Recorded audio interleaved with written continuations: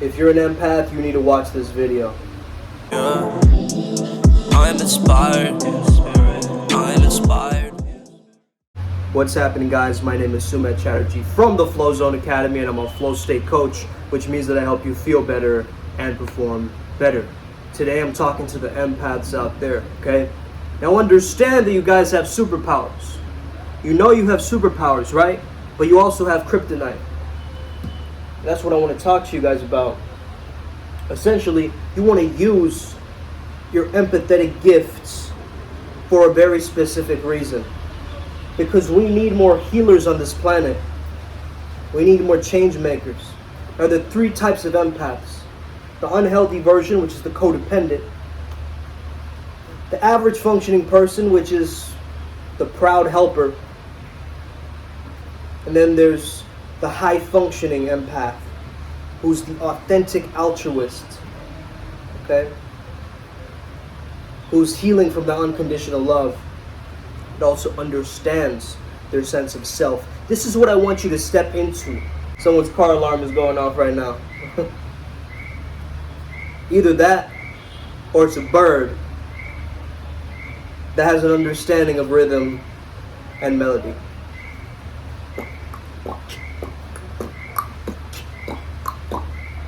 Empath. Because you know that I just said that I don't really want. Okay, fine, it's gone now. Okay. Empaths and narcissists, okay? Empaths, what you need more of is actually separation. Narcissists, what you need of actually is connection. Okay? You both have the same core wound. You have the same core wound, which is I'm not good enough. Narcissists feel like their sense of self is inflated and they're trying to be themselves, but they can't, so they put on a mask and they try to pretend. And they pretend everything is fine. It's always me, give. I'm going to take, okay? And the empath is like, okay, I'm going to give, but I'm expecting people to give in return, but the narcissist doesn't give back, all the time. So you feel drained from people, and you feel other people's energy, and you don't get that reciprocity, right? So start to understand what's really going on, and I'm going to tell it to you like it is. I've been an empath most of my life.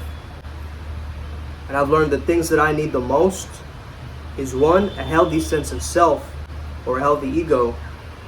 Number two, boundaries. Okay, learning about boundaries and learning to be in my own container. And number three,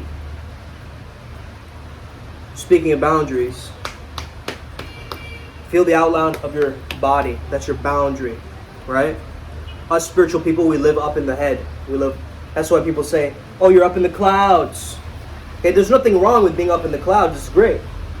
It's chill up in the clouds, but sometimes you got to ground yourself too.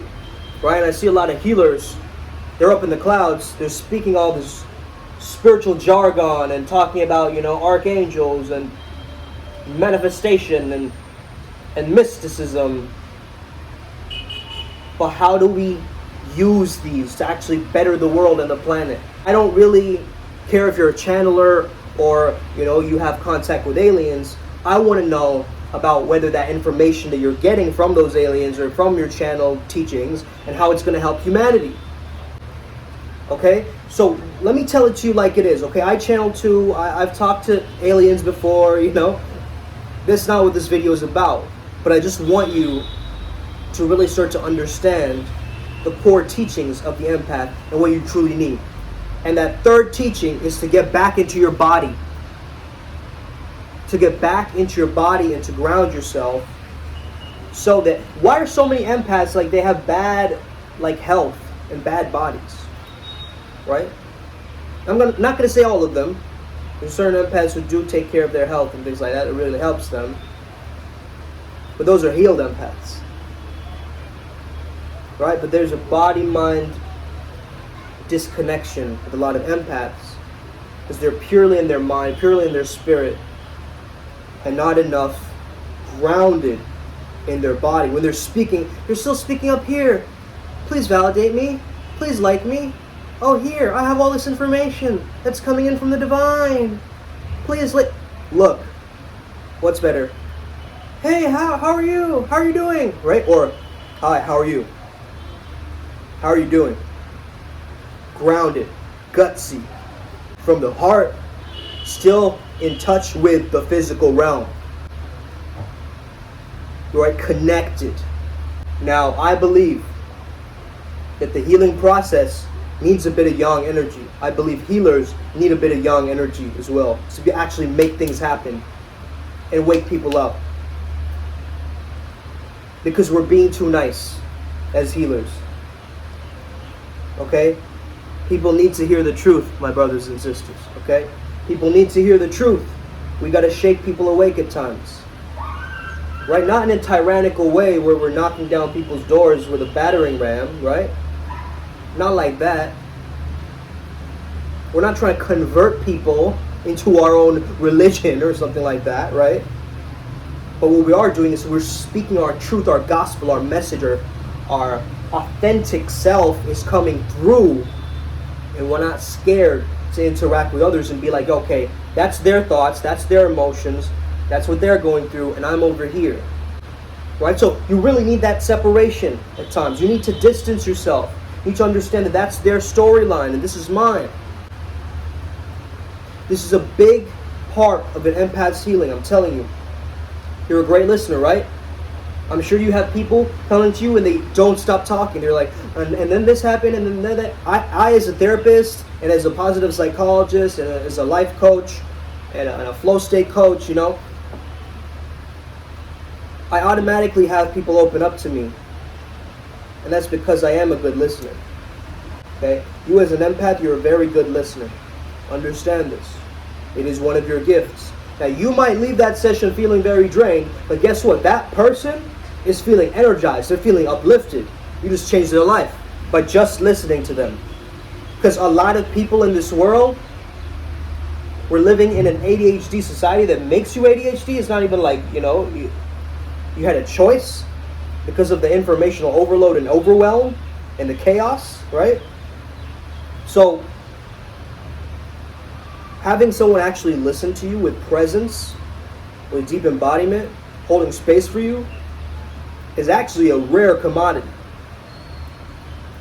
It's actually a rare experience. So the fact that you're giving people that rare experience of actually holding space and listening to them, where they can, man, am I like, I feel like I'm in a spaceship right now with all these noises, right?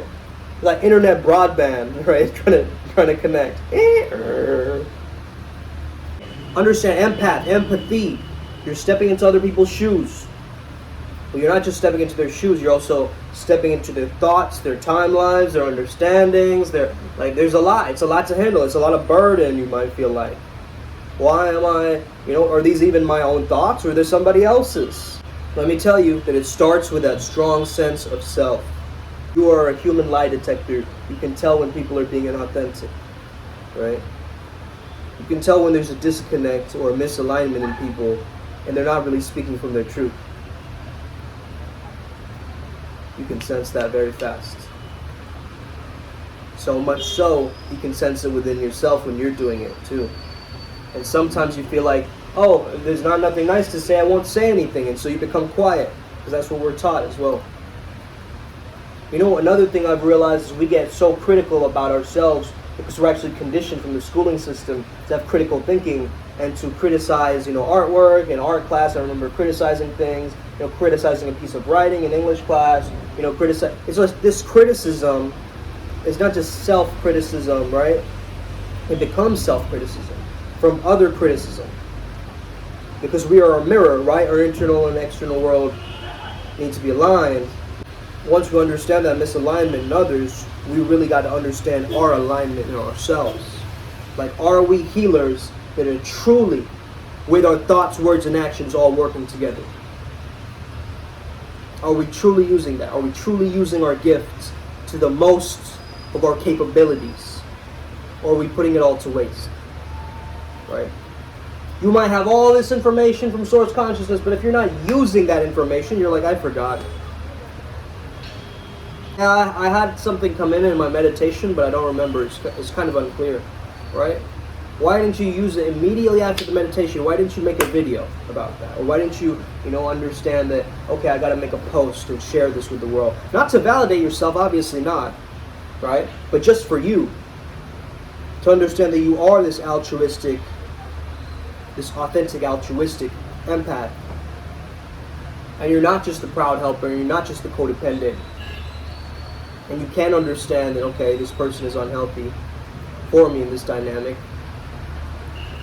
And I want to have a healthy internal world where I'm stepping into a healthy ego, where I'm understanding that I'm an individual, but I'm also connected to others. You just need to remind yourself that you are a self, and you are different, right? We preach oneness and connection and divinity, and that's all great. And hey, I'll hug a tree once in a while, you know what I mean? However, at the same time, you got to understand that that tree is still separate in this physical realm from you. Right? In the spiritual realm, we might all be interconnected, or if you go down to the atomic level, yes, we're all connected. However, there is still this illusion of separateness that we got to understand, that we got to embrace, and understand that this is my container, this is my protective bubble. You know, I'm going to go into it when I need to. But also, I'm not going to shut myself off from people entirely and be completely like a misanthropic, you know, people-hating type of person, right? Where you're just like in your own bubble and you're like, I don't like people. You know, you are a person, are you not? And you're like, I don't like society. You're a part of it. Guess what? You're a part of society. That means you don't like yourself. We got to understand this, okay? You got to have a healthy self-worth. You got to have a healthy self-worth, healthy self-love. That's the foundation of all healing. That's where it starts. And then from there, you work your way towards whatever. Towards shadow work, inner child healing, you know, DNA activations, whatever you want to do. You do it along the path. But you start with that foundation of a healthy sense of self and having love for that self, so that you can begin on this healing journey, on the trajectory of this thing. Because truthfully, we think that people are all just going to do it for us, that other people have the answer, right? That's what we think as empaths. We're like, we see someone with a very strong frame of reality, right? Like a narcissist was a very strong frame of reality, and we give that up. We give up our frame so we can enter their frame. No, this is about you creating your own frame of reality. So that, you know, when I approach people, even when I approach really attractive women or anything, right?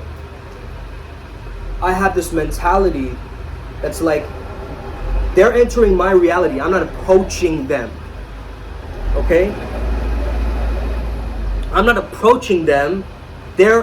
I'm carrying my dimension with me, and as I even cross paths with that person, they're entering my world. They're getting a sense of me in that moment. So why would I play smaller than who I am? Why would I be the inauthentic version in that moment? You see what I'm saying? Let people see your true colors. Let people see who you truly are from underneath and express yourself.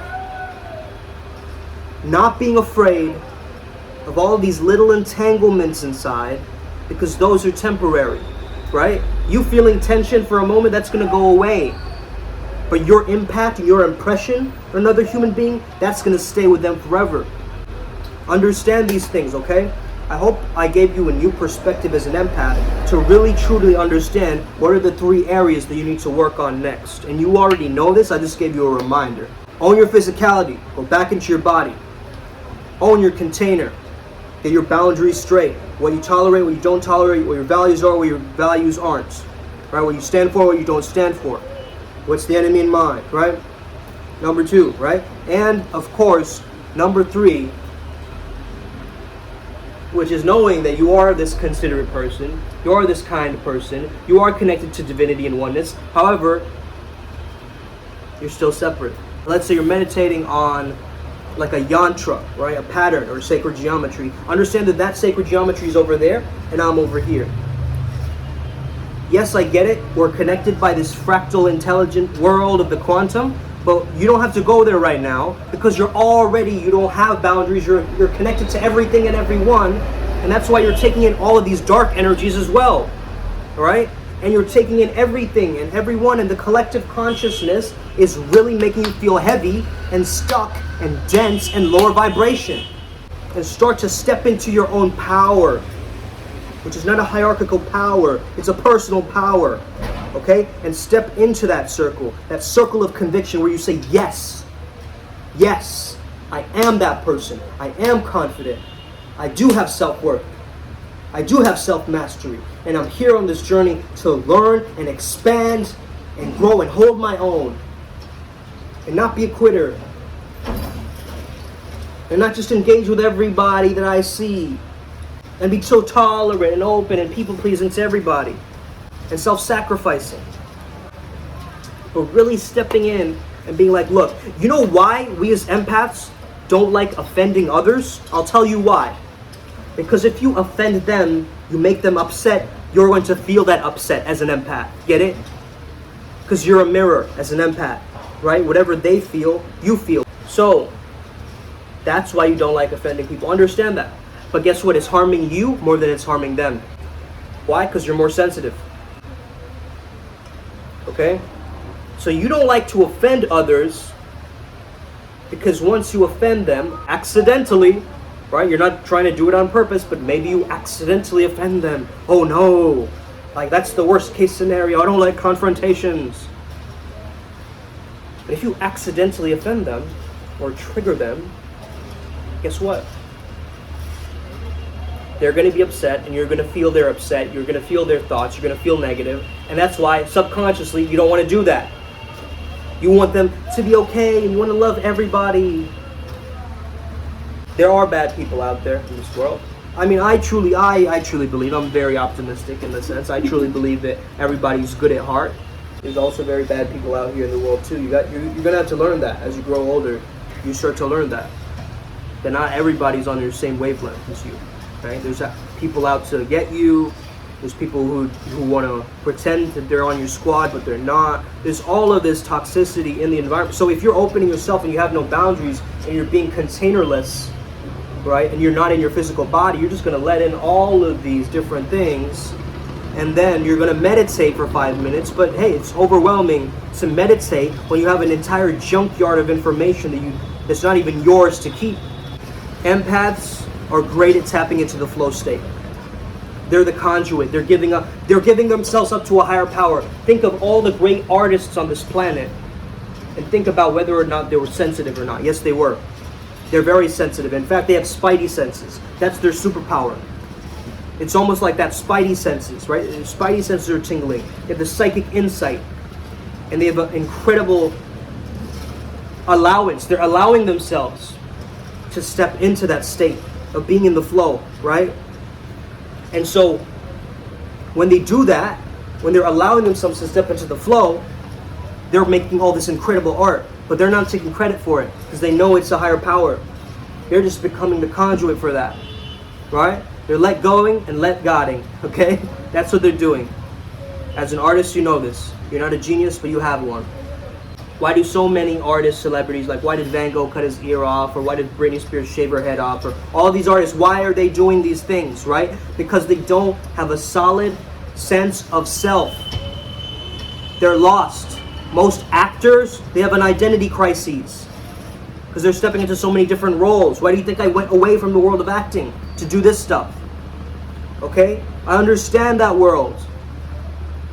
And I'm telling you like it is. You got to really start to integrate this information and create a solid sense of healthy ego and self. If you don't, people are going to step over you. People are going to take advantage of you. Okay? You're going to try to go up the ladder, the rungs of the ladder, where it's corrupt. And there's power involved. That's not a personal power. A lot of backstabbing. Once you hold your own power, you're like, no. I'm holding on to my truth. I'm going to do what's right because I'm an empath. I'm going to do what's right.